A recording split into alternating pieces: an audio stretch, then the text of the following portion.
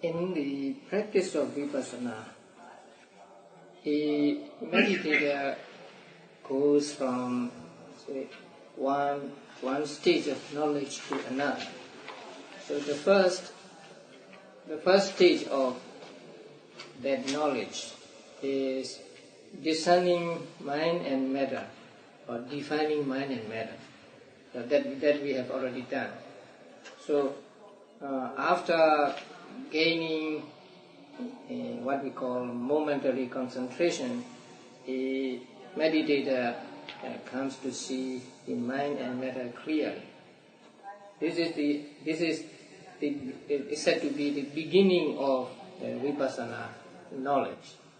And after seeing mind and matter clearly, he sees the causes of mind and matter, or cause-effect relationship between mind and matter, between mind and mind, between matter and matter.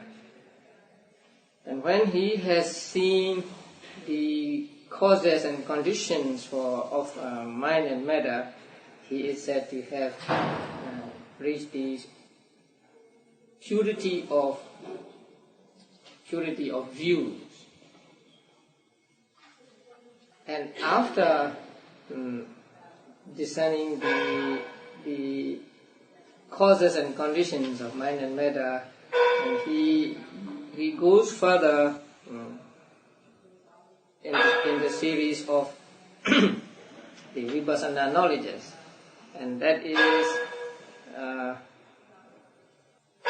he tries to comprehend mind and matter clearly. So the chapter at the beginning of this chapter 20, it is said that the knowledge established by getting to know the path and not the path thus. And then one who desires to accomplish this should first of all apply himself to the inductive insight called comprehension by groups and so on.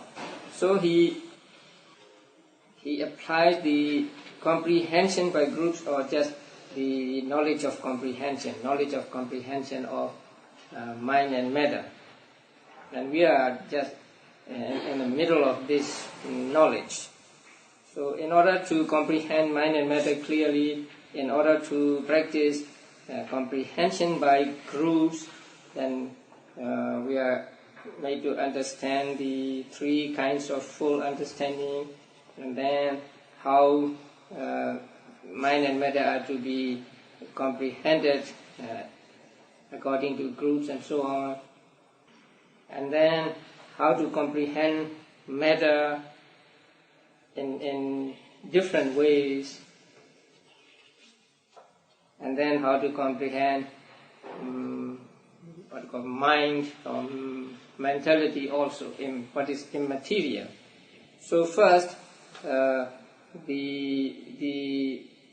rupa, the matter, should be comprehended in 7 different ways, and that is described in the paragraphs 46 and so on. That is called material sector. So seven kinds of comprehension of mind and matter. And then today we come to the immaterial sector. So he comprehends all natural materiality in this way. This is how he comprehends formations, by attributing the 3 characteristics to them by means of the material sector. So he comprehends all formations, that means all mind and matter, by attributing the 3 characteristics to them. That means seeing them as impermanent, as suffering, and as no self. Now the author gives the other 7 methods, and they are called the immaterial septet. The headlines of what was called above, the immaterial septet, are these: 1 by groups, 2 by pairs, 3 by moments, 4 by series, 5 by removal of false view, 6 by abolition of conceit, and 7 by ending of attachment. So these are the 7 ways to apply. So by group means the states belonging to the contact pentad. You don't know what contact painted is, but please read the footnote. Contact painted means contact, feeling, perception, volition, and consciousness. They are, in this order, they are mentioned in the first book of Abhidhamma, the Dhammasangani. That is why they are called contact painted. So 5 things beginning with contact. Contact, feeling, perception, volition, consciousness. It's on page 278. Here he comprehends by groups means that a bhikkhu considers thus. The states belonging to the contact painted arising in the comprehending of head hairs as impermanent, painful, not self. The states belonging to the contact painted arising in the comprehending of body hairs as in the contemplation of brain. Now, you see brain here. In the so-called 32 parts, brain is in the middle, not at the end. But in the Visuddhimagga, in one of the important books, brain is put at the end of the list. Actually, only 31 parts are mentioned in the Suttas, and mentioned in the Mahasatipatthana Sutta and other Suttas. But in a book called Visuddhimagga, which is ascribed to the Venerable Sariputta, the brain is added. And brain is added at the end and not in the middle as we do, as we practice meditation now. So, in the contemplation of brain means he has come to the end of that list as impermanent, painful, and not self. All these states disintegrate section by section, term by term, like crackling sesame seeds put into a hot pan, each without reaching the next. Therefore, they are impermanent, painful, not self. This firstly is the method according to the discourse on purification. This is one way of doing contemplation by groups. Another way, according to the discourse on the Noble One's heritages, however, he is said to comprehend by groups when by means of his subsequent consciousness he comprehends as impermanent, painful, not self, that consciousness which occurred comprehending materiality as impermanent, painful, not self, in the 7 instances of the material subject given above. As this method is more suitable, we shall therefore confine ourselves to it in explaining the rest. Now, in the first method, a yogi takes the head hairs as an object of meditation, then body hairs, then the skin, teeth, and so on. But in this method, he comprehends the consciousness itself, which comprehends head hair as impermanent, and so on.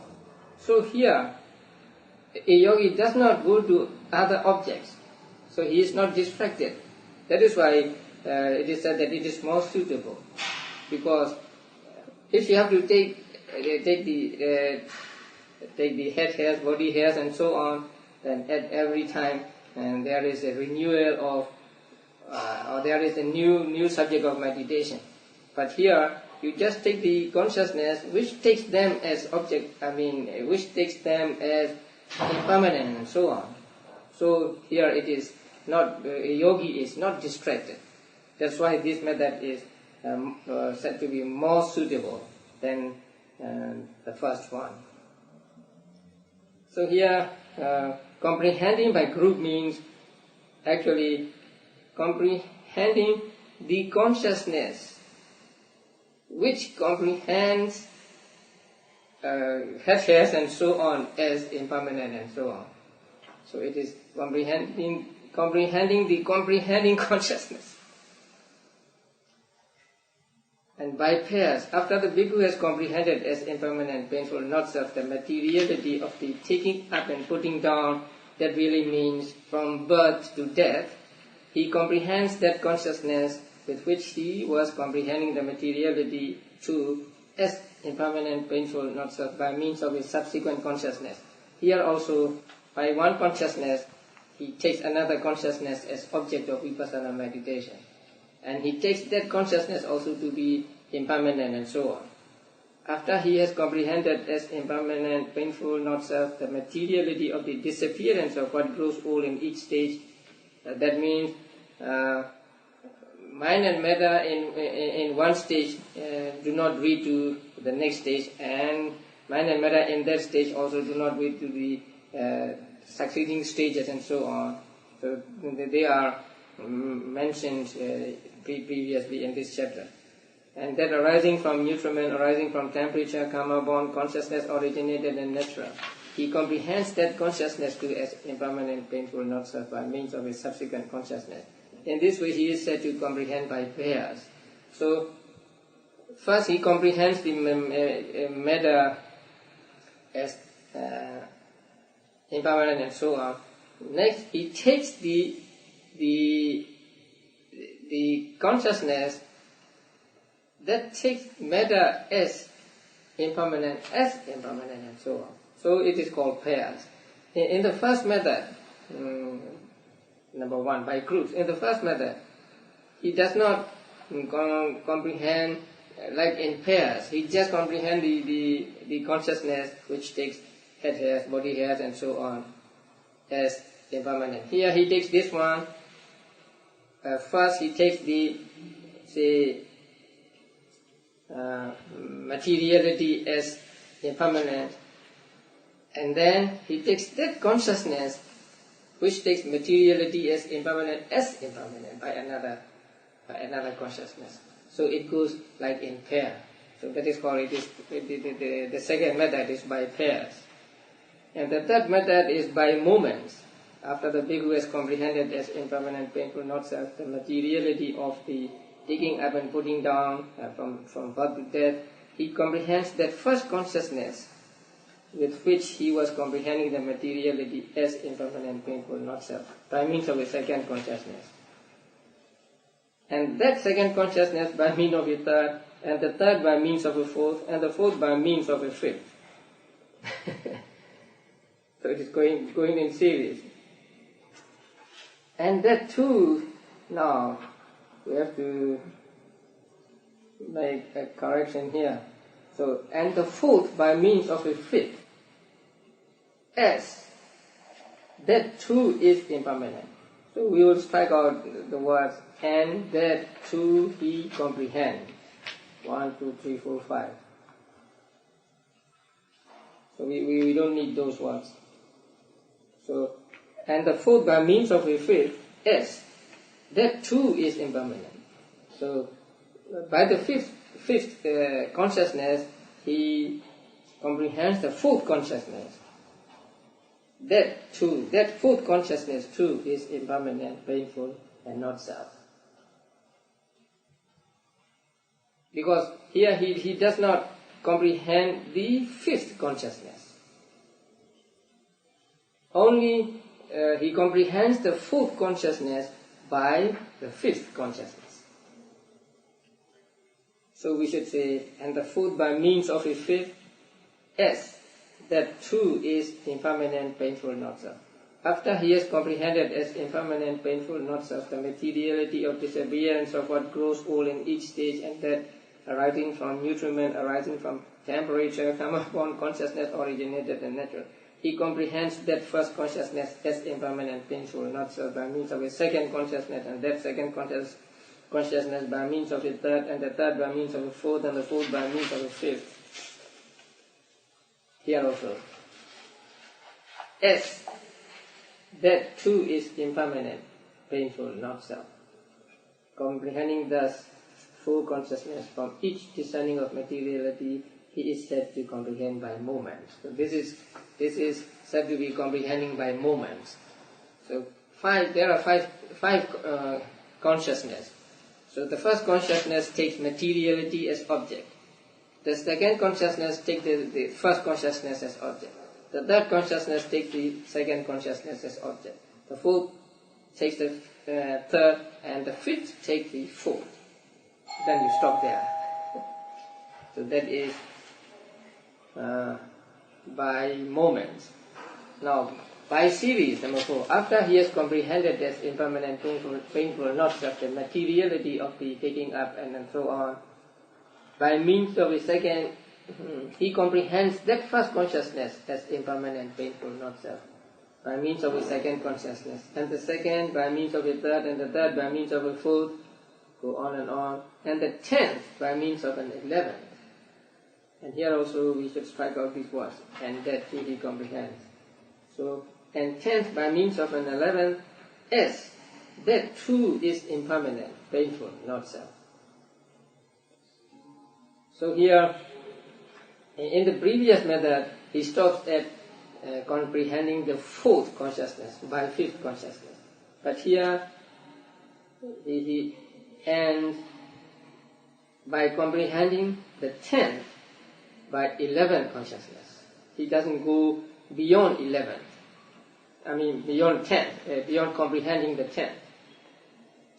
After he has comprehended as impermanent, painful, not self, the materiality of the disappearance of what grows old in each stage and so on, then he comprehends that consciousness as impermanent, painful, not self by means of his 2nd consciousness, and the 2nd by means of his 3rd, and then the 10th by means of an 11th, as impermanent, painful, not self. Now, it would be possible to go on comprehending it in this way with serial insight even for a whole day. That means taking the 10 by 11, taking the 11 by 12, taking the 12 by 13, and so on and so on. He could go on the whole day. But both the material meditation subject and the immaterial meditation subject become familiar when the comprehending is taken as far as the 10th consciousness. So it is enough just to take up to the 10th consciousness. That is why it is said that it can be, it should be stopped at the 10th. So a yogi must stop at the 10th. He must not go on beyond 10. Because that will make him distracted. It is when he comprehends in this way that he is said to comprehend by series. So that is comprehension by series.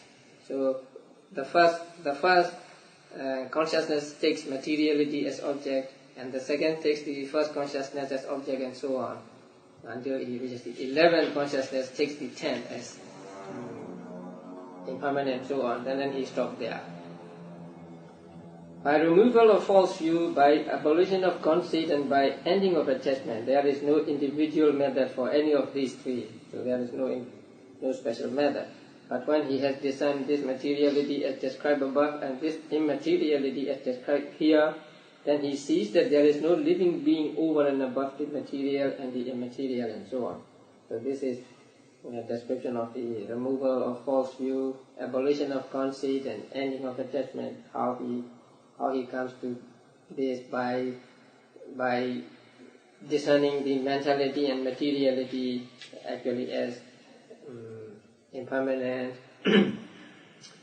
suffering, and no self.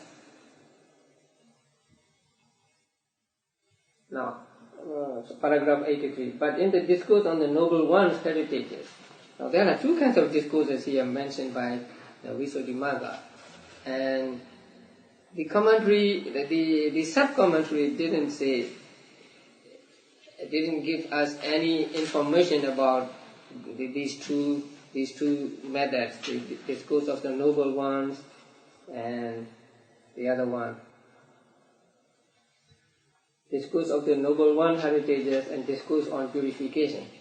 So they seem to be two lines of instructions given at the time of the Venerable Buddhaghosa. So in the discourse on Noble One heritages, after setting forth the headings thus, as removal of false view, as abolition of conceit, as ending of attachment, the following method is set forth. There is no removal of false view in one who takes it thus: I see with insight, my insight. There is removal of false view in one who sees it thus: only formation sees formations with insight, comprehend, define, discern, and delimit them. So when you say I see, then there is a kind of false view, so because we have not yet gotten rid of the view of I. So only when we see, then only formations see formations with insight, then there is a removal of false view. There is no abolition of conceit in one who takes it thus: I see thoroughly with insight, I see well with insight. So I can see this, maybe no other cannot. So there is there is the abolition of conceit in one who takes it thus. Only formation sees formations with insight and so on. Then there is no ending of attachment to one who is pleased with insight thus. I am able to see with insight. Sometimes when people see this, they are attached to that seeing, they like it. Because this seeing is a result of the individual's meditation, and so he is attached to this seeing. When he is attached to this seeing, then he cannot get rid of attachment. So when you say, I am able to see with insight, there is no ending of attachment. But there is ending of attachment in one who takes it as only formation, see formation with insight, comprehend, and so on. And there is removal of false view in one who sees that if formation was self, it would be right to take them as self. But being not self, they are taken as self. So they are taken to be self, although in fact they are not self. Therefore they are not self in the sense of no power being exercisable over them. So they do not lend themselves to be ordered by some power or some being. So they are impermanent in the sense of non-existence after having come to be. They are painful in the sense of oppression by rise and fall. So these are always explained with regard to painful, impermanence and anatta or not self. No power being exercisable over them. That is the reason for being anatta, not self. And non-existence after having come to be, and this is a reason for being impermanent. And oppression by rise and fall is the reason for being dukkha, suffering or painful. There is abolition of conceit in one who sees thus. If formations were permanent, it would be right to take them as permanent and so on. So these paragraphs explain how conceit and others are removed and not removed. So this is how, paragraph 88, this is how he comprehends formations by attributing the three characteristics to them by means of the immaterial sector. So these are the 7 ways of comprehending the immaterial to be impermanent and so on. At this stage, both the material meditation subject and the immaterial meditation subject have become familiar to him. So he was very familiar with both matter and mind or mental things when he comes to this stage. Now, having thus become familiar with the material and immaterial meditation subjects, and so having penetrated here already a part of these and those 18 principal insights which are later to be attained in all their aspects by means of full understanding as abandoning, studying with contemplation of the solution, he consequently abandons things opposed to what he has already penetrated. Now, the 18 principal insights are given here. Some of them will be described in a section on contemplation of dissolution, and others will be explained in next chapter. So we can just leave them here. So they are called the 18 principal vipassana, 18 principal insights. The contemplation of impermanence, contemplation of pain, contemplation of not self, contemplation of dispassion, and so on. So we will come to them later. So we'll go to the knowledge of contemplation of rise and fall, paragraph 93 and following. So by practicing comprehension by groups, the comprehension of matter and comprehension of mind in various ways, then the comprehension, the knowledge, vipassana knowledge in the yogi becomes strong.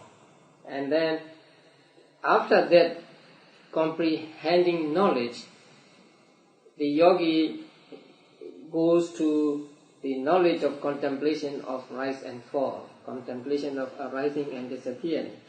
Having purified his knowledge in this way by abandoning the perceptions of permanence, etc., which oppose the contemplations of impermanence, etc., he passes on from comprehension knowledge and begins the task of attaining that of contemplation of rise and fall, which is expressed thus.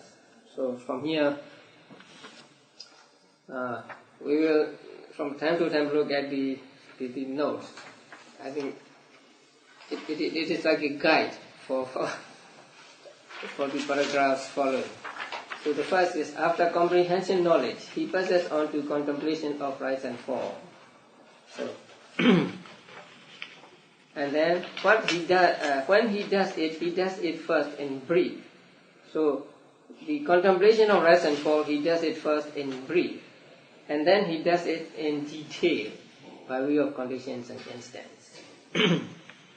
So the first one is a brief method of contemplation. Now, when he does so, he does it first in brief. Here is the text. How is it that understanding of contemplating present states change in knowledge of contemplation of rise and fall? Present materiality is born materiality. That means materiality that has been born is present. The characteristic of its generation is rise. The characteristic of its change is fall. The contemplation is knowledge. Now, the present materiality is born, or materiality which has been born is present. Now here, present materiality is called born. That means it is included in the trial of instance. You see the footnote on the next page. Present materiality is called born materiality. It is included in the trial of instance of arising, presence, and dissolution is what is meant. That means materiality that has been born is present means materiality that is endowed with these three instances. The arising, present, and dissolution. That means a real present. But that is hard to discern at the start. So the interpreting by insight should be done by means of presence according to continuity. Now, to really see the three instance, the arising, presence, and dissolution is difficult. So for the beginner, it is almost impossible, and so the insight should be done by means of presence according to continuity. That means, say, the matter in one condition does not go over to another condition. Say, when you are cold, you have a certain kind of material properties in your body, and those does not go over to the stage when you become cold, and so on. So this is called presence according to continuity. There are different kinds of presence. Pachubana present. You remember that?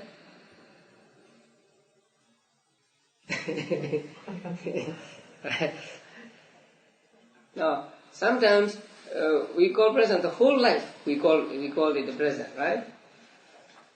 And also sometimes we call present which lasts for some time, like the material properties lasting for the time when we are warm or when we are hot, and then when we are cold, then different material properties arise. So that is called continuity present. And the instant present is the momentary present. That is actually the real present. Having the three sub-moments of arising, presence, and dissolution. So there are three kinds of presence. Can you go to chapter 13? Chapter 13, paragraph 111. Not in this book. No.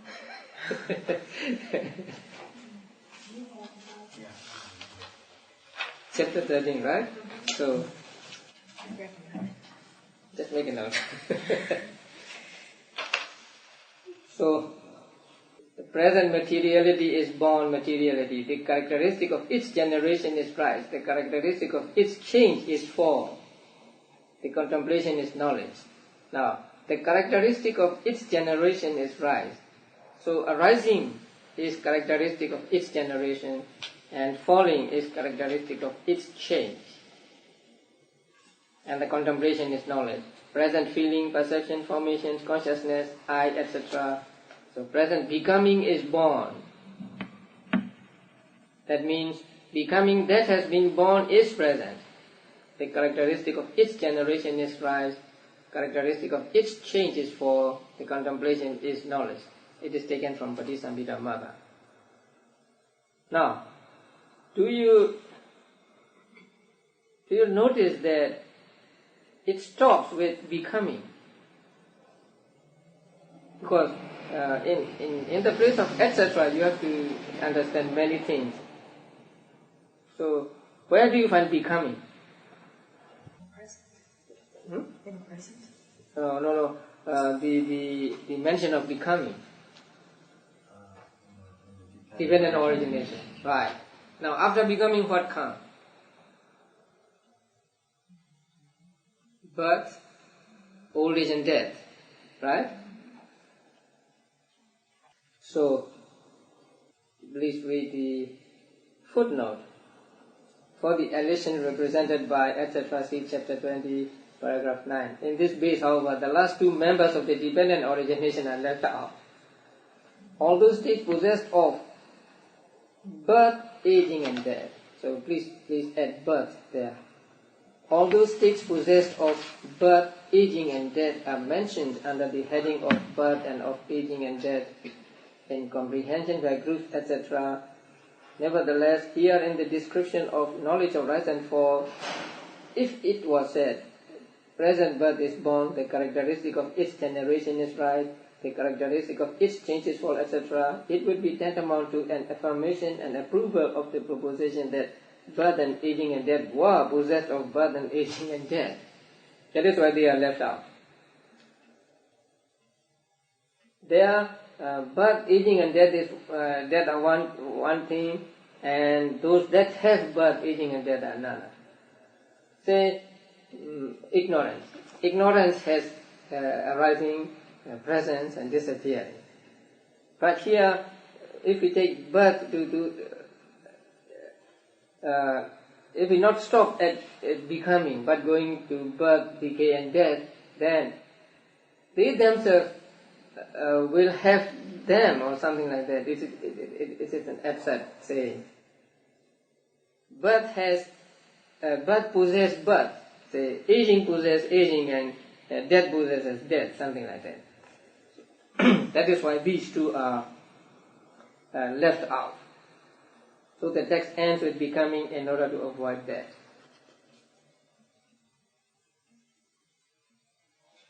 Now, birth is the arising of things, right? And aging is the the deterioration of things, and then dissolution is the disappearing of things. So birth cannot have another birth. Although, say, ignorance or formations can have birth, decay and death. But birth itself cannot have birth, decay and death, because it itself is birth. So that is why these two, the last two links are left out here.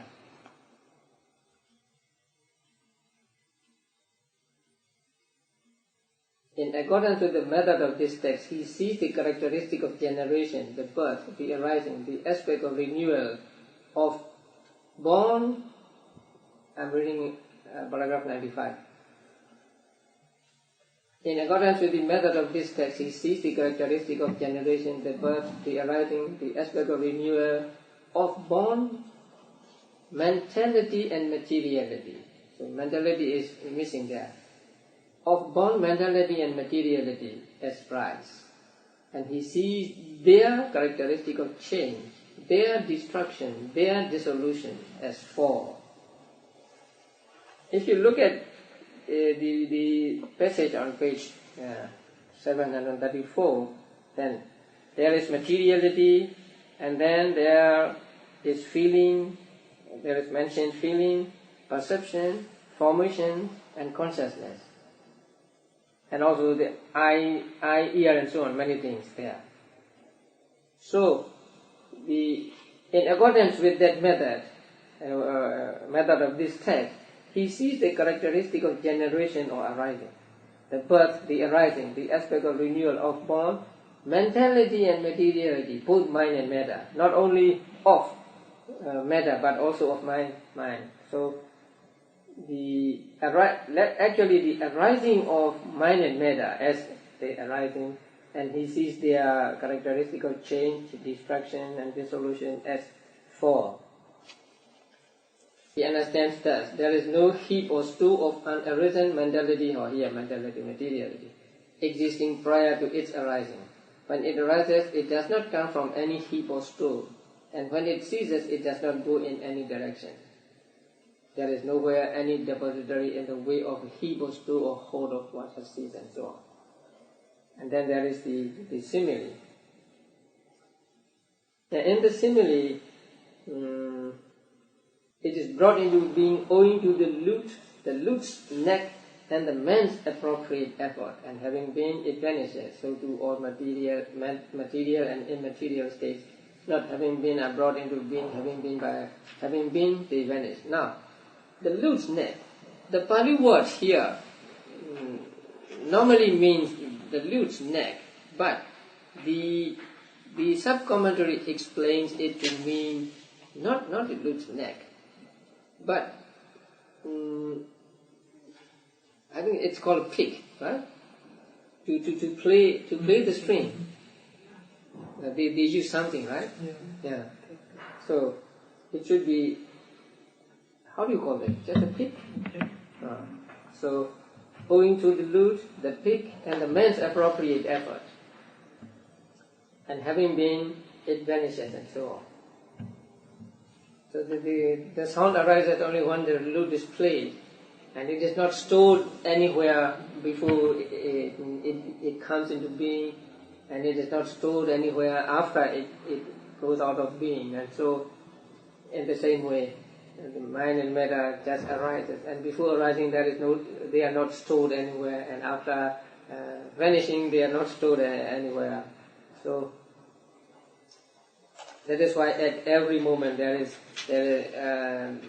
new mind, new matter, and so on. Having given attention to rise and fall in brief, thus he again does so in detail. So now he contemplates in detail. Now here he sees the rise of materiality aggregate in the sense of conditions arising thus. When the arising of ignorance, with the arising of ignorance, there is the arising of materiality. Now what is meant here is, he sees the arising of materiality by way of its conditions or its cause. So, instead of saying in the sense of conditions arising, we should say by the nature of arising of conditions. With the arising of ignorance, there is arising of materiality. That means, because there is ignorance, there is matter. So, he sees the arising of matter by way of its cause, because of the existence of ignorance, there is arising. So with the arising of ignorance, there is the arising of materiality. With the arising of craving, with the arising of karma, there is the arising of materiality. He sees the rise of materiality aggregate again by the nature of arising of conditions. Thus, with the arising of nutriment, there is the arising of materiality. So these four are one group, and five is a separate group. One who sees the characteristic of generation sees the rise of materiality aggregate. Here he just sees the arising of material aggregate, not by way of its causes, not by way of the arising of its conditions, but it just sees its arising. One who sees the rise of materiality aggregate sees these 5 characteristics. That means 4 by way of conditions, and 1 it is called by way of instant. We will come to that later. He sees the fall of the material aggregate in the sense of conditioned cessation. Here also we should say, by the nature of cessation of conditions. When there is no, with the cessation of ignorance, there is the cessation of materiality. So, when there is ignorance, when there is no ignorance, there is no materiality. So, with the cessation of conditions, he sees the cessation of materiality. Depending on the cessation of causes or conditions, he sees the cessation of materiality. And with the cessation of craving, with the cessation of karma also. He sees the fall of the materiality aggregate in the sense of conditioned cessation. The same thing here. With the cessation of nutriment, there is the cessation of materiality and so on. Then 5. One who sees the characteristic of change sees the fall of the materiality aggregate. So, when one sees change, then one sees the fall or disappearance of materiality. One who sees the fall of the materiality aggregate sees these 5 characteristics. Likewise, he sees the rise of the feeling aggregate, same thing. Not the sense of conditions arising, but by the nature of arising of conditions. And then he sees the feeling aggregate, the fall of feeling aggregate in the same 5 ways. And as in the case of feeling aggregate, that is substituting contact for the nutriment in the case of materiality, so for the perception and formations aggregate. So also for the consciousness aggregate, with this difference that for the phrases containing contact, they are substituted with the arising of mentality materiality and with the cessation of mentality materiality. Because the 5th aggregate is consciousness aggregate. And in the dependent origination we have, depending on mind and matter, consciousness arises. Something like that. So there are 50 characteristics stated in the 10, with the 10 in the case of each aggregate by seeing rise and fall. So there are 5 ways for seeing rise and 5 ways for seeing fall. So altogether 10 in each aggregate, by means of which he gives attention in detail according to condition and according to instant. So according to condition means depending upon the arising or cessation of conditions, he sees the arising and cessation of 5 aggregates. According to the moment means seeing the very arising and the falling of the aggregates. Here he does not see the arising or falling of conditions, but just arising and falling of the aggregates themselves. So that is mentioned here as according to instant or moment. The rise of materiality is thus, its fall is thus, so it rises, so it falls. As it does, so his knowledge becomes clearer thus. So it seems these states not having been are brought into being, having been, they vanish and so on. Now, when he sees rise and fall in 2 ways, by way of conditions and by way of instance, different truths, aspects of dependent origination, methods and characteristics become evident to him. So, now, in the book, we should say different truths rather than several truths. When he thus sees rise and fall in the 2 ways, according to condition and according to instant, the different truths, aspects of dependent origination, methods and characteristics become evident to him. And then the author explains what is meant by according to condition and what is meant by according to instant. That is in paragraph 99. And then with the paragraph 100 and so on,